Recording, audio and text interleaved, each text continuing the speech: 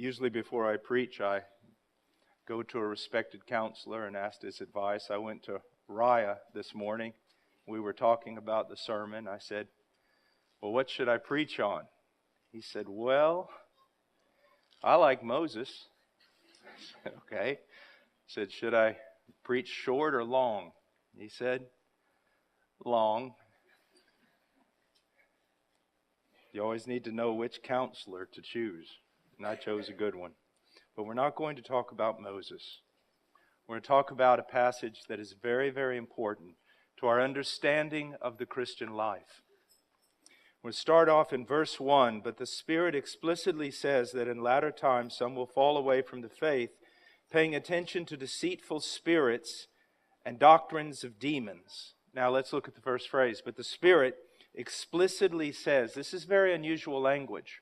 We don't find this in any other place in the New Testament. So great emphasis is being given, which means this is very, very important, which means you should listen. I mean, you should listen to all the words of God and all the words of Christ, but every once in a while, reading through the New Testament, we hear Jesus say, verily, verily, truly, truly, I say unto you. It doesn't mean that it's more true. It's just that He's putting emphasis on this. Listen, if you're going to listen, this is what you need to listen to. So this is the way Paul is dealing with this. But the Spirit explicitly says that something's going to happen in the latter times. Now we need to define latter times because there's a lot of confusion about that. Some people look back to 1948 and the reestablishment of the nation of Israel as later times. Other people of a more charismatic persuasion look back to certain revivals to say the latter days have now begun. Well, all of that is wrong. According to the Scriptures, the latter days, the latter times began 2,000 years ago. This is very, very clear from Peter quoting Joel in Acts chapter 2 when the Spirit of God is poured out. And Peter said, in the latter days, quoting Joel. The latter days began with the first coming of the Messiah, His death, resurrection, and ascension. These are the days of the Messiah. These are the latter days, which I don't have time to get into it, but it's also time of trouble. It was always believed that when the Messiah came, there would first be a time of trouble, a time of transition, a time of already and not yet, which is what we can see today in a macrocosm. We can see God's kingdom advancing in the world, but it hasn't fully advanced. And we can also see it in a microcosm. We can see it in you. There's a time of trouble in that Messiah has come into your heart. He has made great changes, but it is still within a time of trouble in your own soul. You're not completely sanctified. It's what we call in theology the already and the not yet. The kingdom has come.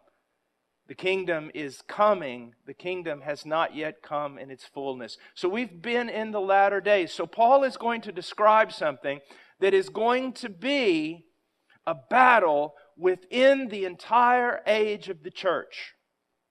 It's something that he had to write about here when he was writing to Timothy. It's something that you and I need to hear 2,000 years later. Now, he says, but the Spirit explicitly says that in latter times some will fall away from the faith. Now, this is very important. You say, well, yeah, we live in that time. No, we live in a time in the West where there are not many believers, but people who out and out say, they are atheists, they are agnostic, they are of some other religion, but they are not Christian. This is talking about something that's going to go on within the context of what is known as the public or open church. It's saying that within Christianity itself, there are going to be people who fall away. Now we know that in falling away, they prove that they never truly were Christian.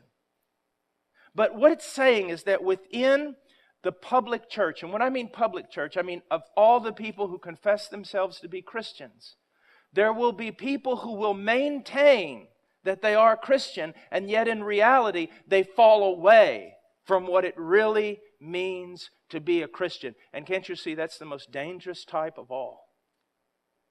I mean, a man who walks into the church and says, I am an atheist. Or a man who walks into the church and says, I am a worshiper of Satan.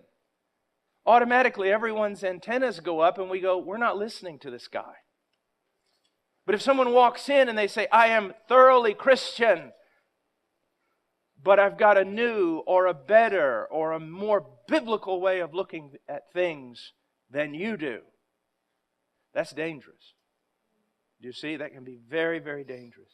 Now, he says, but the Spirit explicitly says that in the latter times some will fall away from the faith. Now, what will they do? These who maintain their Christian confession to some degree, and yet they've fallen away from the faith. What do they look like? He says they're paying attention to deceitful spirits and doctrines of demons. Now, again, even for me, who I study the Bible, this is really hard language. Do you see this? He's not talking about people who just kind of fall into an error or make some sort of doctrinal mistake. He is talking about something grave, severe, dangerous. Now let's just go back and summarize. Remember what I said. He says the Spirit explicitly says. That's very unique language. He's saying this is important. Listen. And then he comes back and goes, these errors of these people who confess themselves to be Christians is nothing more than the doctrines of the devil himself. Now, he goes on to describe these people. In verse 2, he says, by means of the hypocrisy of liars.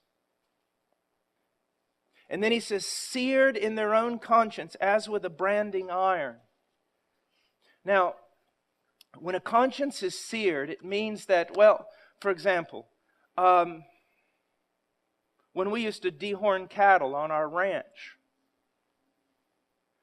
at times there was a time where you sawed off horns, and then as we got more modern, we would take this hot, searing iron that was about this big around, had a hole in the middle of it. You place it over the horn. And at first it was horrible pain. I mean, you'd have to wrestle that animal. If you didn't have his head in a head catcher, you had a war on your hands. But then as that went in there, it seemed like the pain almost stopped. What happened? The nerves were seared. There was no longer any feeling. And so we're talking about individuals who in one sense have no sense whatsoever of their sin. Not only are they blind to it, they don't feel it. They don't sense it. They're not a confessional people, a people who are constantly seeing greater manifestations of the glories of God and greater manifestations of their own sin and living a life of confession. No, they are fine. They are fine. Now, there's also hypocrisy. Because whenever you enter into what we would call the Christian religion, and yet you no longer see your sin as any big deal, we're talking about self-righteousness. And when we're talking about self-righteousness, we're talking about hypocrisy. My family and I have been studying the Pharisees in the last few days. And the one thing that is amazing about the Pharisees is how blind that they truly were. They were like to themselves. They thought of themselves as a beautiful mowed field of green grass. And Jesus said, and people walk on top of that green grass and they think it's a beautiful field. You have fooled everyone, but underneath, you're dead bones. That's the type of person that we're talking about here. Someone who is self-righteous, self-satisfied. Okay? So up until this point, we've described a person who's got some severe problems. Now, he's going to go on and further explain what these people teach. It says, verse 3, men who forbid marriage and advocate abstaining from foods which God has created to be gratefully shared in by those who believe and know the truth. All right, I wasn't expecting that at all. Were you? I mean, he's talked about the Spirit explicitly says. Then he talks of warning us of doctrines of demons, satanic teaching. And then he talks about individuals whose conscience are just totally seared with a hot branding iron. And then all of a sudden he starts talking about food. I mean, I thought he would introduce some doctrine of the Antichrist, the denying of the